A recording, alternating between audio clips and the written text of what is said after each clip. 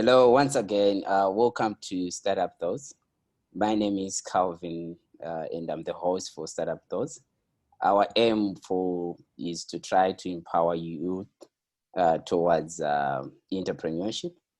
So we use the model of storytelling, so that at least the story of other entrepreneurs will be able to inspire them to become entrepreneurs. So here and there, we bring on board people that are actually doing something, that have already built their startups, so that they'll be able to tell their story. So from their story, with the aim that is going to inspire them to build their own startup. So today, I'm humbled to be with my friend and my mentor, and he's an entrepreneur, and he knows the ups and downs of the journey of entrepreneurship. His name is Nick, and he's the founder of Founders Live.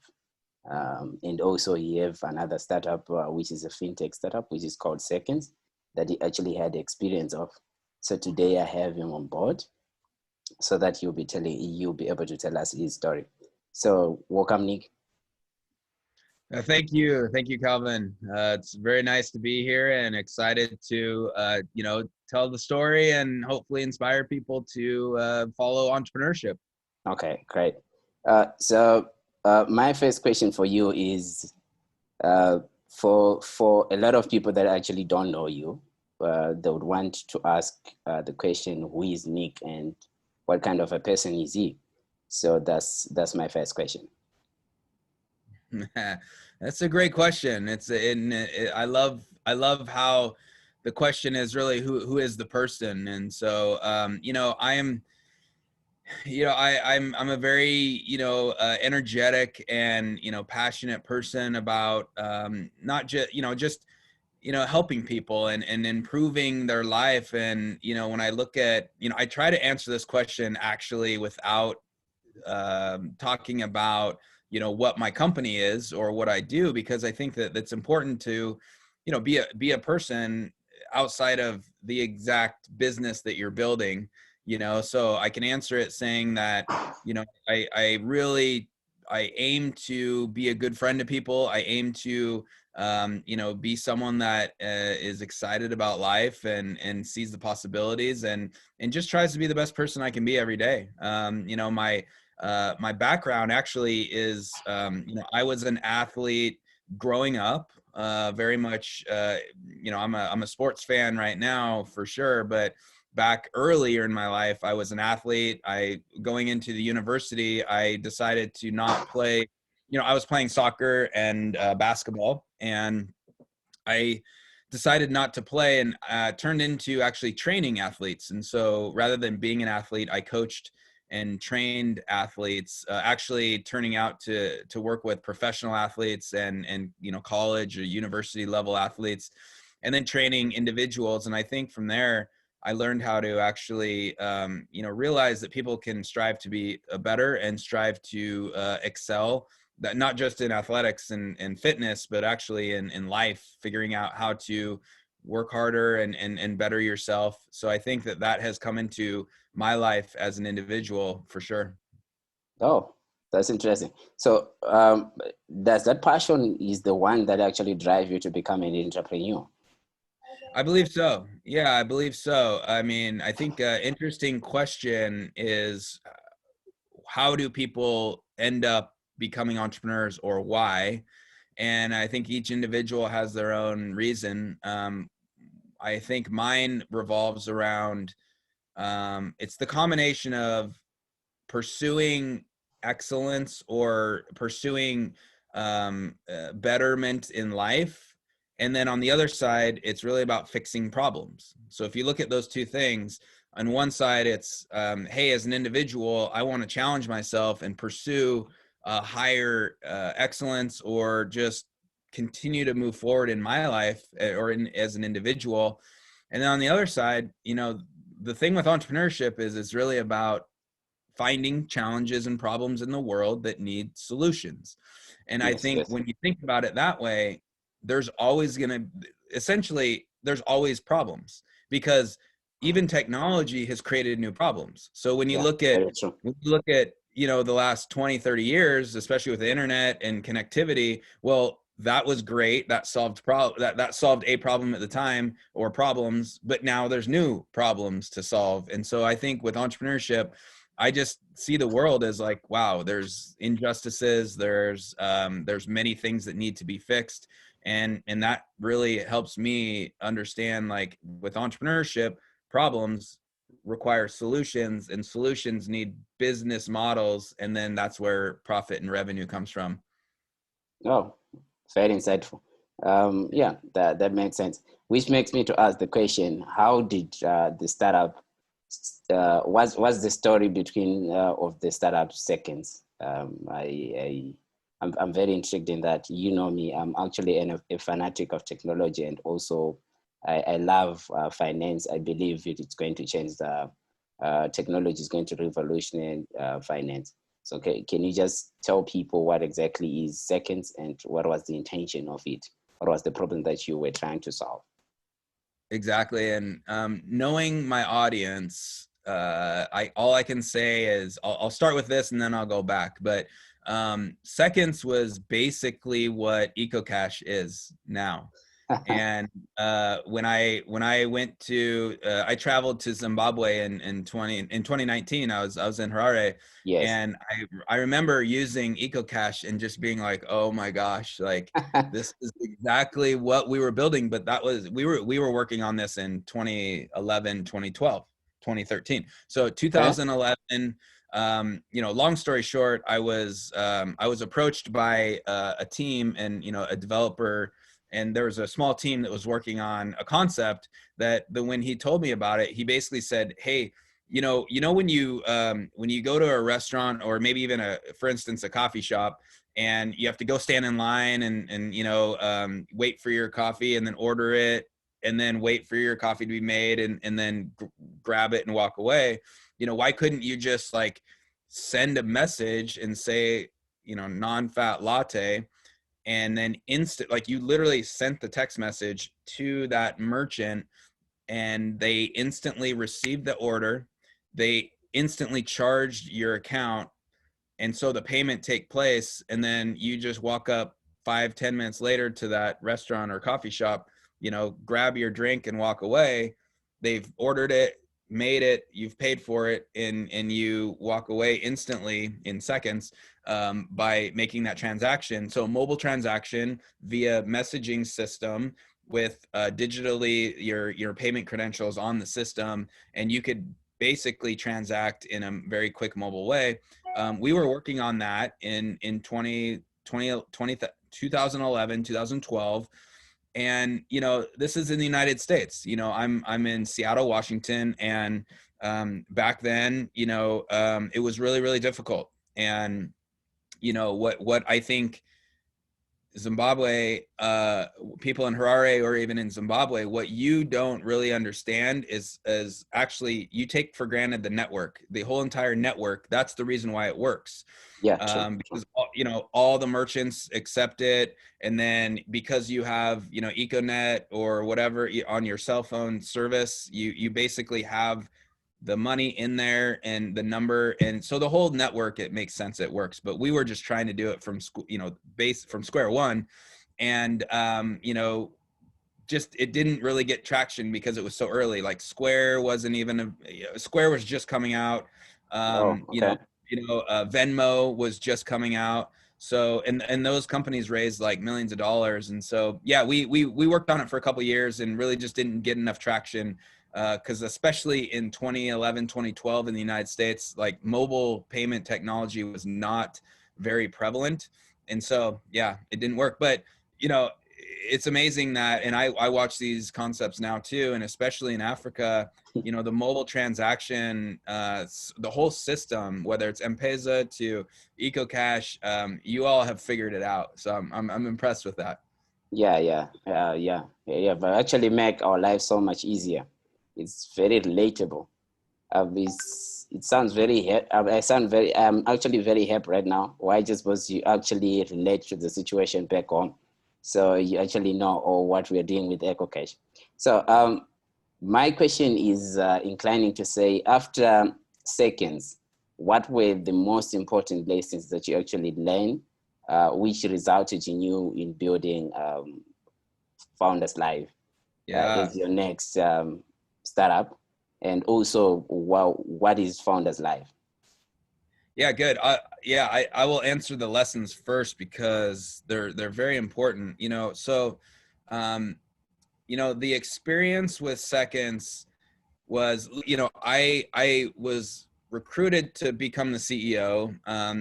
We had a little bit of money invested, not a lot, and I was on the business side, and the other individuals were building the technology, and we didn't do enough market research in customer development. We built a lot of technology without, so if you think about the concept of, when you create your MVP or your first version of your product, it's important to really get a lot of, you test it with a lot of early users and customers, and then, iterate and advance the product with those customers using it and the feedback in mind.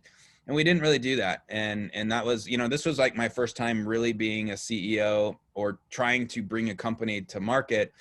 And so the lesson was really around, we just did not do a good enough job of putting an early product out there and getting feedback quickly and very cost effectively.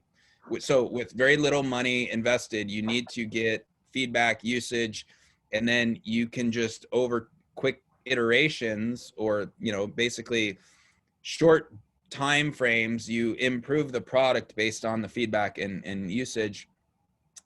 We weren't able to do that. And then secondly, I would say, I wasn't confident enough as a CEO to go raise, maybe a couple, $1 million or 3 million, $5 million, whatever the number needed to be, because I was just young. I mean, I was early. It was just, I didn't have enough time of experience. And so, Okay. there's a number of other lessons there, but I think that was the main one, which then turned into,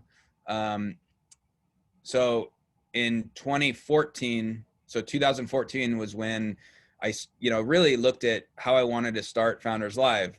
And in general, Founders Live is a global marketplace and community for early stage entrepreneurs. And we help entrepreneurs globally connect to people, resources, capital, and get global exposure. But what I started with was, I just wanted to get people together and have a good time. And so, in Seattle, Washington, in the United States, we just had an event in March of 2014, so almost 7 years ago. And we just got people together, and I wanted to create a fun event plus also a pitch competition. And so that night we invited 5 early stage entrepreneurs. So they had startups in Seattle, and we had them pitch. But the unique thing was they each only had 99 seconds to deliver their pitch, a minute 39, right? So that's like a short value proposition pitch, and then 4 minutes of questions from the audience from that. So audience can ask questions like, who's the competitor, or, what's your business model, and all that.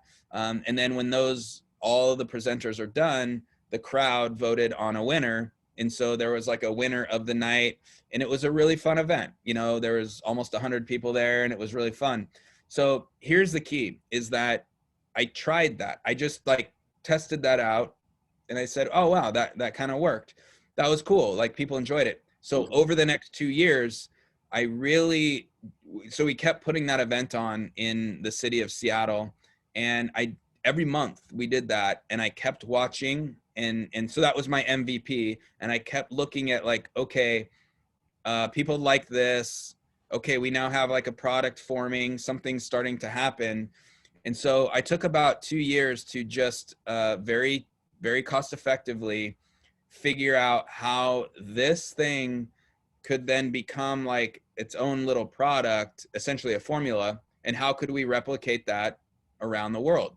Okay. And so taking what I learned from Seconds, I basically started to do a lot more customer research and development of understanding, how could we take this and actually get traction and growth that then could go to a global scale.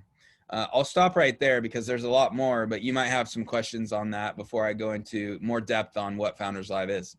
No, okay. Oh, that's great. I still remember it's so much relatable. I once participated into Founders Live Harare, and I still remember people were given a chance to pitch their ideas in, I think it's about 99 seconds. Yep. And to me, in the first instance, I was like, I can't even say my name in 99 seconds and finish. But then for me now, after seeing other people doing it, it actually made sense to me. Then I was like, okay, it's a genius idea. So now the question that I have is, there happen to be some challenges when somebody is building a company. And then, for instance, I look at it, Harare, we have your presence is here. You have your presence in Ghana. You have your presence in Nigeria, Kenya, and then not talking about the US. You're like trying to build a worldwide venture. So my question is, what are the challenges that you might face when it comes to building a worldwide venture, and how do you actually overcome those ones? Yeah. It's not easy. And the reason why it's not easy is, look, it's really interesting. And I'm starting to say this a lot more. And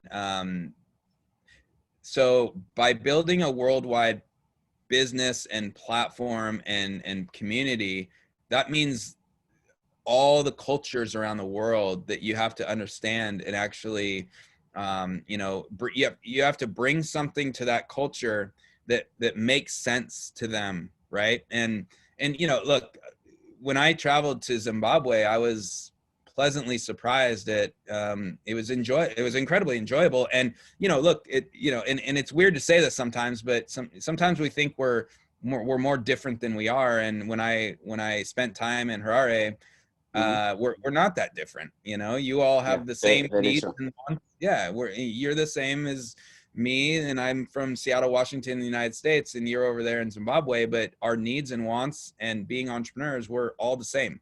So there's a lot of translation that really makes sense, right? Like, and by bringing Founders Live, that's a human desire to be an entrepreneur. So what I did was I had to zero it down and take it down into the essence of human needs and desires, and then figure out what that product and that formula is so that it can make sense and work in Harare, Zimbabwe, just like we're now tremendously expanding in Indonesia, in Jakarta and Manado and Bali, and Founders Live is starting to grow there. And so they're now taking a hold of it, and they see it and they see the value, and they're like, oh my gosh, like this is great for us in Indonesia, just like in Zimbabwe, just like in Nigeria, just like in Mexico. So I think that the challenge is creating something that actually makes sense and people can understand in almost every country in the world. And that's not easy, right? And so you have to think about human needs and desires, not cultural and country needs and desires. And that's really important, especially in the United States, when we have our own thoughts and beliefs, and we think everyone should think like us, and that's wrong. That's wrong. And Yeah, true. so I would say, yeah, the first thing is a global, you got to think human desires and human needs first. But then also the way that we get around it also is, for Founders Live, we have people, what we call city leaders, and we have individuals in those cities and countries that really become our representatives. And so they're the ones that translate. It's almost like the Founders Live message then reaches the city leader, and the city leader can translate it into whatever that cultural message needs to be. And I think that that's the key. So, they're really ambassadors, but they're our city leaders, and they're the ones that they understand me, and they understand the company and the vision. And then they also can talk to the masses in their country or their city, and then get people excited about Founders Live in a bit of that translation. So I think that's probably the the most important thing that we do to make sure that we can expand around the world. You got to have people translate your vision into maybe like the dialect of the city or culture. Okay, okay, very, very interesting. I do understand that in the line of business that you are in, there is a high rate of competition. Let's just consider these days. And how would you highlight your company's competitive advantage and what makes it stand out of the crowd? Yeah. You know, and that's an important question. I really appreciate you asking that, because all entrepreneurs you need to think about that, and you need to be aware of not only what the market looks like, who's in the market, what companies are there, and then, you know, in terms of competition, you know, what's the differentiation, you know, what do they do, and then what do we do that's different, and more importantly, how do we explain that to others? And for Founders Live, it's really about our core values. Our core values are really the foundation of what we do, and it's why people actually care about Founders Live. And so those core values, real quick, are what we call respectful authenticity. And that really means around, you know, it's first and foremost like inclusion. Doesn't matter what you look like, doesn't matter how you speak, doesn't matter where you live or where you were born. You deserve entrepreneurial equality, and you deserve to be successful. And then Yes, kind of yes. underlying that is acceptance. So, you know, you be our authentic self, but you also have to accept others in their authentic self. So Right. that's really, really important. And then second one is gather around the campfire. And that's really what we talk about is storytelling. And we teach and encourage storytelling and community, just like, you know, our ancestors gather around campfires talking and entertaining. We today, even with technology, we are actually telling stories about the future and how we want to impact it. Yep, very true. Thirdly is open the door. And that really just means doing great things for people, helping others, make introductions, or do great things for others without expecting a return, because it's going to come back to you. And that's a great community that we want to be in. And then the last one is we've really renamed it a bit to business equals fun. And so we think that, you know, business should be fun and exciting Yeah, and yeah. enjoyable and entertaining. And so when you look at those four, man, when you look at that, those Mm-hmm, four mm-hmm, things mm-hmm. bring together an amazing brand experience that, look, I don't see other companies talking that message. So that is the differentiation, and that's why Founders Live is special, and that's why like people are grabbing a hold of it and wanting to be a part of it. And so I would just say, like, with whatever company and product you're building, you need to look at what do we stand for and what makes us unique in the market, so that you can have your own little area and Right, people right, can right. say, that's why we like it, you know? So Exactly, exactly. that's important. Yeah. Wow, wow, wow. That's very fun. It's actually interesting thing. But you actually mentioned before that being an entrepreneur is so hard, and it's not always a highway road, which perhaps just an easy going, things are going to be all okay.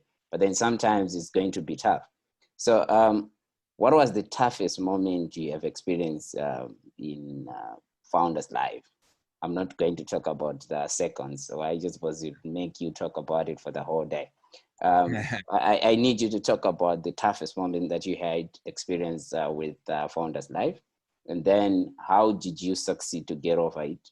Like, what were the actual things that you actually did to come out of it? Yeah. Yeah. You know, what's interesting is, you know, a year ago, if you asked this question, it would be a different story. But, you know, I would say that the pandemic, you know, COVID, and just the pandemic in general has been a very interesting and difficult time, especially because, let's review what Founders Live was before. You know, it was an in-person gathering event. And what's so amazing about all this is when the pandemic came in and when it really affected the world, and this was a March in 2020 in terms of United States, very quickly in March, everything just stopped, and you know, there was really no way to gather in person as a group, and we're now almost a year later, and that's still the case. So the pandemic actually made us we had to step back and really look at what Founders Live was and what it's going to be. And so pretty much 2020, we the way I describe it is we essentially rebuilt the plane in mid-flight. You know, we had to like actually restructure and turned it into a digital virtual experience, which in reality has set Founders Live up to be much more global and actually do major big things that we wouldn't have if this whole thing didn't happen. But you know, we had I mean, if you remember early to mid 2020, you know, companies large and small were trying to figure out their whole deal, and we had a number of partners and sponsors back away. We lost a lot of revenue because of that. It just our, you know, a lot of the dealings and the partnerships. We actually had to get the legal team involved to talk, you know, essentially to get one of our major partners globally to pay us. There was some legal stuff, not too big, but we had to get some, you know, legal activity involved to make sure that the payment was respected.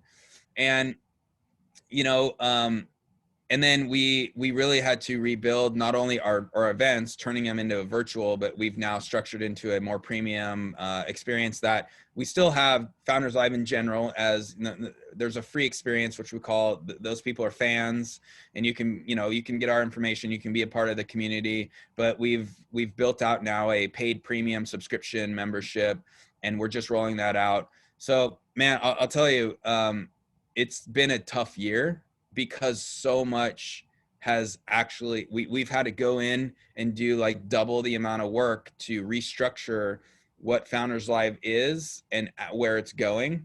And I can tell you that after a year, like, I mean, we're set up, like Founders Live is going to be a very huge company, because we figured out how to do things virtual and digital, which allows anyone in the world to watch and engage.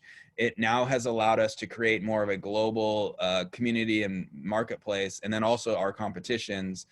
And so, yeah, it just took a long time. And so I would say that's the hardest, like this last year has been the hardest that I've ever had with Founders Live, but at the same time, the most promising and exciting as we go forward. So it hasn't been, and that right there is not even talking about the pandemic, where we couldn't even leave our house. You know, you have to wear masks, you can't socialize in the way that we were before. And so psychologically has been tremendously difficult as well. So as a founder, I'm trying to save the company and restructure it, which we've done.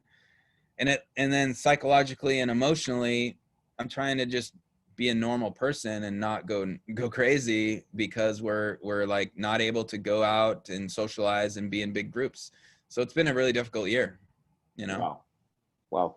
You know what, Nick, ever since we started talking, I've known you for more than a year now. I always wanted to ask you this question. How do you generate your new ideas? How do you do it? That's I think there's a few things. It's important to expand your mind and around like reading different things, paying attention to various movements and activities in other industries, and then have a larger view on actually the advancement of society, right? So what does that mean?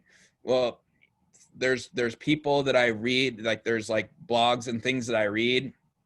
There's people that talk about the future.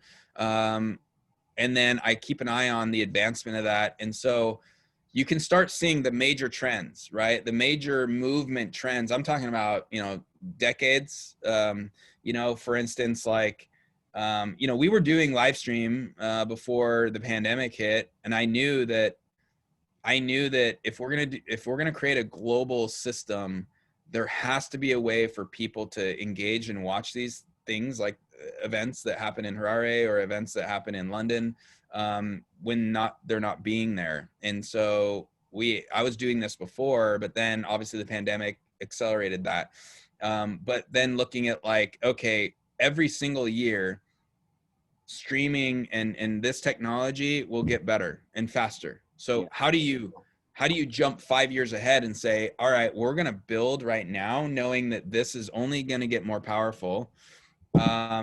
And we want to start now because in 5 years, it's going to be like that's the default and you're already there. So, by reading, here's another thing is I go out and exercise, and, when I go on a run or I'm outside, I don't listen to music. I actually, that's almost my meditation time. And when I run, I'm allowing my mind to just think, and so exercise and getting outside and being by yourself allows you, the thoughts kind of like come back and you're like, oh, I keep thinking about that idea. A week later, a month later, like I keep thinking about that. And it takes time and patience to then all of a sudden have this, like, it clicks and you're like, that's it. That's it. So, so yeah, I think that's another one. And then lastly, just have a mindset of, look, it's almost like you have a lab coat on and you're a scientist, and you want to take as many ideas as possible and start putting them through some tests, like in the lab. And it's okay for an idea to not, you might have this idea and you might like work on it for a few weeks or whatever. And if it doesn't pan out, that's fine. You've got 10 more, 100 more here. And so you're just like as a scientist in the lab, you're just kind of mixing those up. And out of 100, there might be 5 that are actually like something to work on. And then out of those 5, one's going to actually work and actually stick and grow. So don't be afraid. Yeah. Don't be afraid of trying ideas. Don't be afraid of testing and failing those ideas. But out of all of those, there's going to be 1 or 2 that are like, oh, wow, like that's it. Yeah, sure. So do you believe yourself that entrepreneurs are born as entrepreneurs, or you think entrepreneurs can be raised? What's the myth that you believe in between?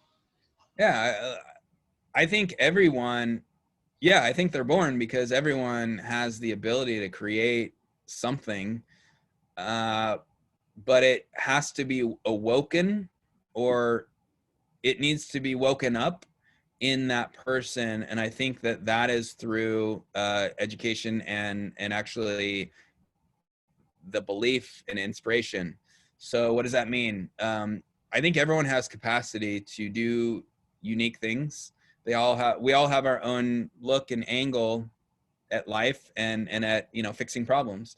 But being an entrepreneur requires a belief in yourself that you can actually go do it. And I think that is woken up and learned by watching others.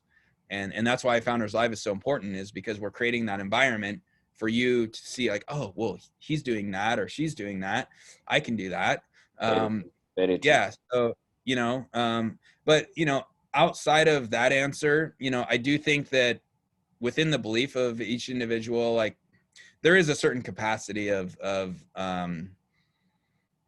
the capacity to have enough strength to hold up like an operation, or an organization or a company. Like you have to have at least somewhat understanding of doing many things at one time, understanding like the financial aspect of the company, and then like the creativity of the company, and then the ability to like roll out a product or service in a kind of linear way. And so that is I think there's a level of understanding and capacity mentally and intelligence, like, that you just have to have.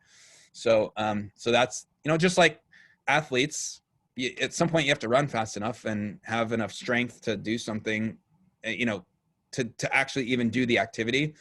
So I think that that's part of it with entrepreneurship, but I think everyone's born with the capacity, or everyone's born with the ability.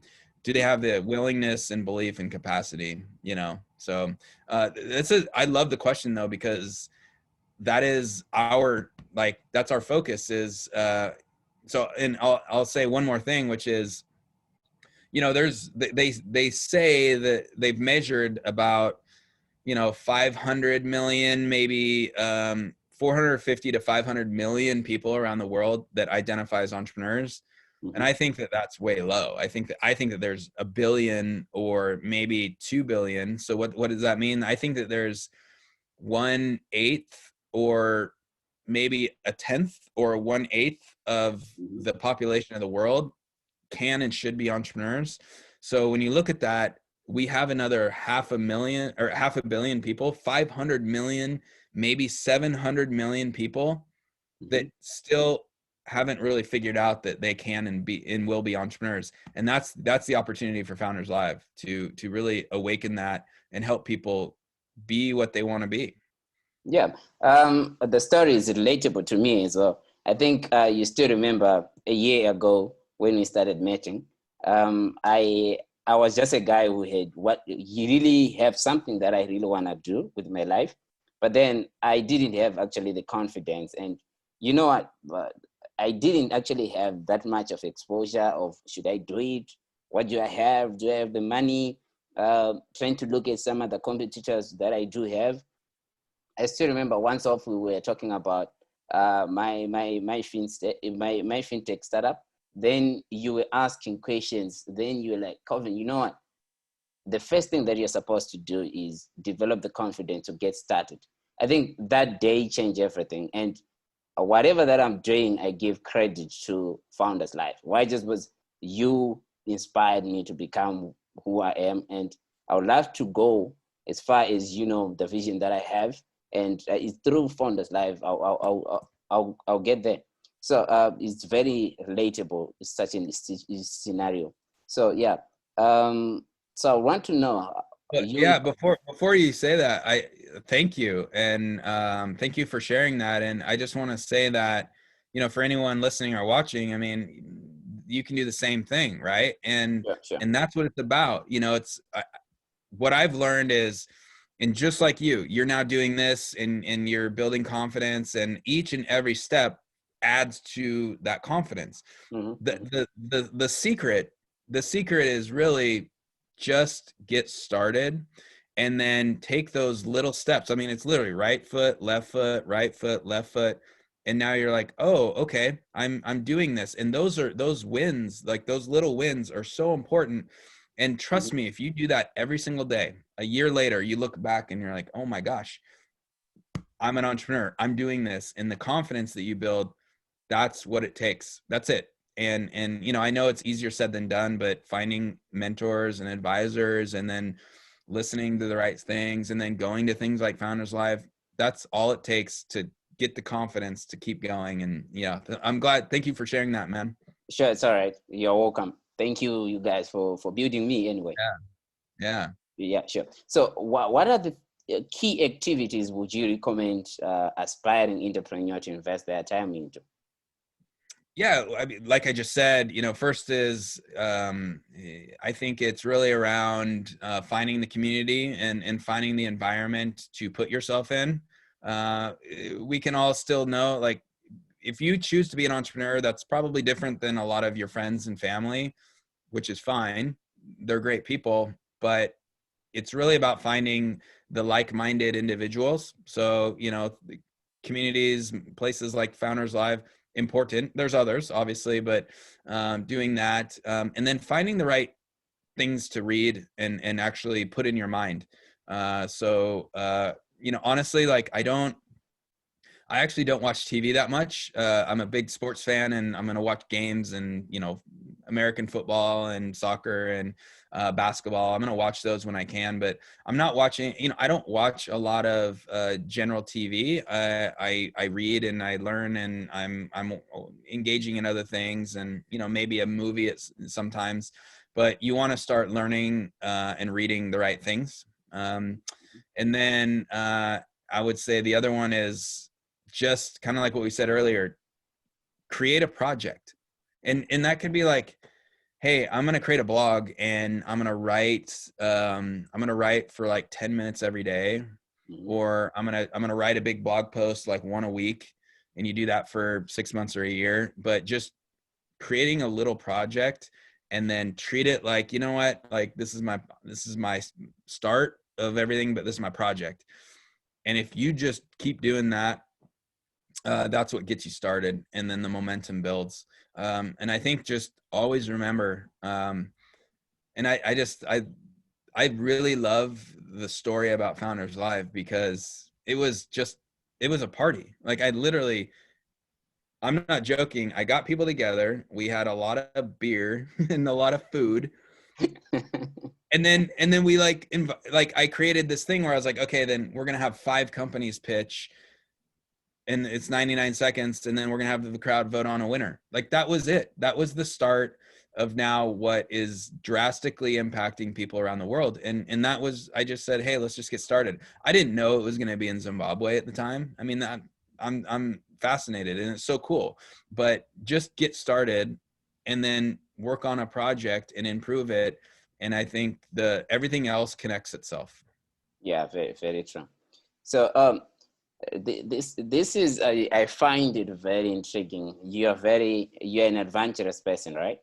Yeah. You love traveling the world. So during the process of you going through countries, coming to Zimbabwe, going to all those countries, I always wanted to ask you, which experience was the best for you when you're traveling the world? Which was the Yeah. best experience for you, and what did you do about it? What exactly inspired you was making it a great experience for you?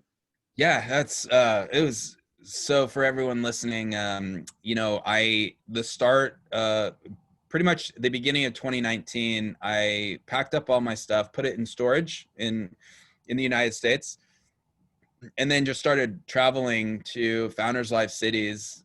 Spent about between 2 to 4 weeks in each one of these areas, actually living, I mean, like working, living in these cities and meeting all of our teams and people. And I traveled about 70,000 miles around the world. It was about 13, 14 months, and then COVID hit.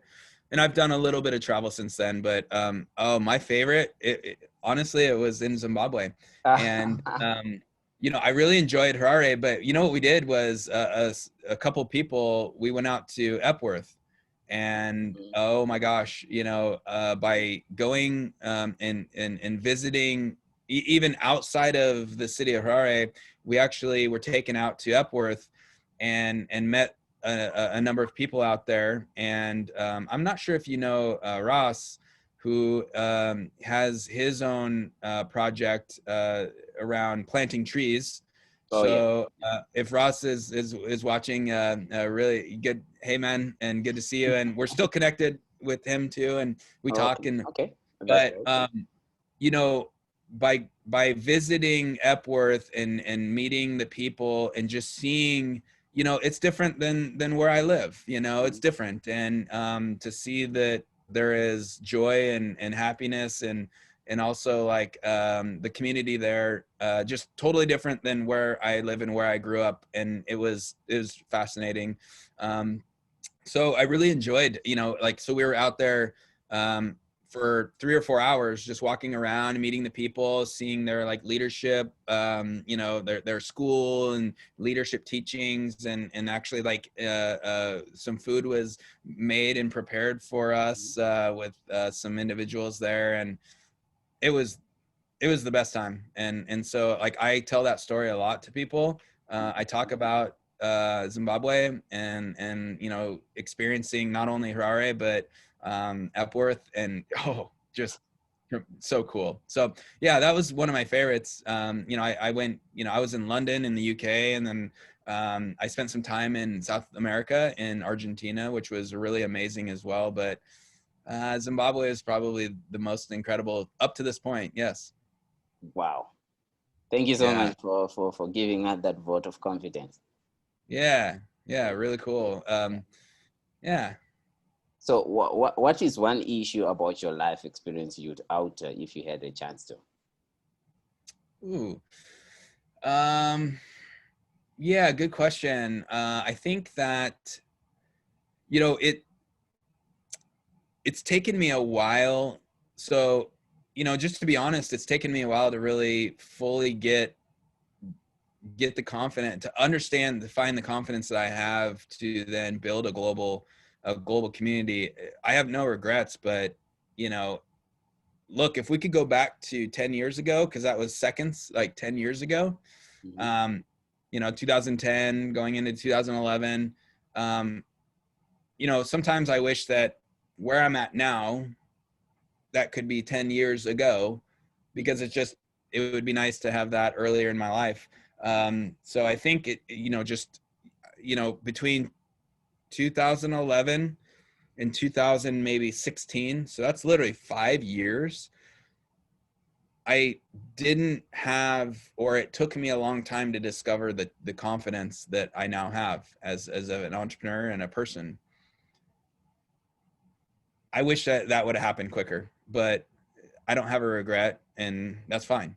But you know, and now you can say like, well, our life unfolds for a reason, right? So there was a reason that it took a while for that. But yeah, I mean, if you could condense 5 years into like 1 year, that would have been better.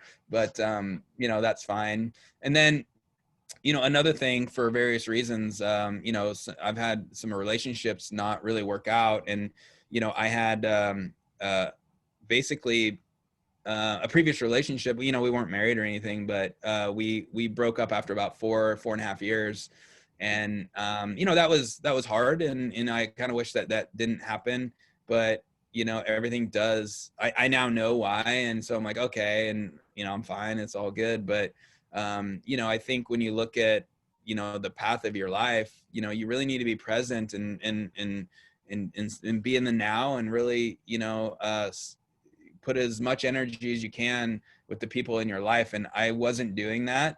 I wasn't doing that in the way that I think needed to be, because I was so focused on, you know, Founders Live and other things. And so I look at that and I kind of say, okay, I'm learning the type of person I really need to be. And I might not have been the exact person that I needed to be in that relationship. So, yeah. Okay. Um, Before I ask you my last question, um, I still remember you telling me a story about, yeah, about you. Still remember you once mentioned the period that you had a bit of depression, and then you were saying that's part of the journey of entrepreneurship. And Yeah. then it might get nasty to the extent that you really want to wake up and then you say, you know, I'm done with this. So I think during the process, uh, you realize you becoming you, what exactly is you and what exactly are you passionate about. So you turn back, then you started something.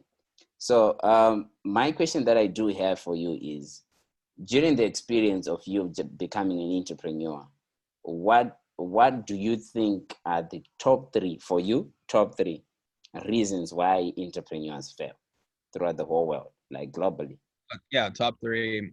First one is really around, it's that like deep rooted confidence that they believe in themselves. And I think the reason why we struggle with that is now because of the media. And you know, you read about all these like $1 billion companies, or they raise all this money in like hundreds of millions or whatever, and it's easy to say, well, I'm not doing that, so I must not be value, you know, I must not be good, or you know, you can get down on yourself. So lesson one is, don't pay attention out there. Mm-hmm. Just, you are you, and the more you can be calm and present and confident in yourself, success will happen. So that's number one. Number two is, I would say number two is especially if there's like partners, you know, if you're co-founders, Mm-hmm. um, fully understanding how to be a partners together. And it's a relationship. I mean, it's pretty much like marriage, in the sense of how can you as a team, whether it's 2 people, 3 people, 4 people, you now have to operate together and communicate and basically like work together. And a lot of startups fail because of people issues. They can't get along or they don't understand each other. So I think that's the second thing is absolutely have to invest in that relationship and have clear communication and just trust. Mm-hmm. The third one is like basically finances and money. And look, you got to figure out how to have the capital and then generate the revenue to sustain and grow your company. And in terms of capital, like investment, like figuring out where and how to get that money initially. And that's what, you know, we're working on that with Founders Live as well. But regardless, you got to figure out the dollars in and the dollars out. And you can't have more dollars out than dollars in. Mm-hmm. It's a simple equation. Very true. And you got to figure it out. And that's part of like when you create what's your vision? What's your mission? How is it financially going to support itself and hopefully grow? Mm-hmm. That's, you know, a lot of startups and entrepreneurs can't figure that out and they just can't financially, you know, support it and run it. So not easy at all, but those are, you know, those 3 things, like your belief, Mm-hmm. figuring out how you're going to run, like manage and operate with other individuals as partners, if that's the case. And then lastly, what is the financial aspect and how are you going to sustain it and grow it? Those are the 3 things that can really negatively hurt an entrepreneur, but they can also be the things that make them successful. Okay. Yeah. Wow. Okay. That's nice. Yeah. So yeah, now we are wrapping up. I would like to thank you for having the opportunity to talk to you again, and also for the opportunity for you to share your insights. So before we conclude, I would love to ask you, like, what's your final thoughts, your startup thoughts towards aspiring entrepreneurs? What's the final word of advice that you would love to give to the aspiring entrepreneurs? Yeah. My final thoughts are you can do it. And the belief is in there. You might not even see it yet. And, you know, take it from me. I've been in your country and your city and there's nothing different between you and me. So if I can do it, you can do it, and just get started, work on like, you know, a small project and start feeling that momentum and the positivity, and it'll just grow from there. Everything else will take care of itself, but focus on the first things, get started. And I believe in you. So hopefully you believe in yourself. Thank you, Nick. Thank you for having us, and thank you so much for speaking to me. You're welcome. Okay. Yeah, it's a pleasure to be here and pleasure to talk with you. Okay, sure. Have a lovely day. You too. Bye-bye. All right, sure. Bye.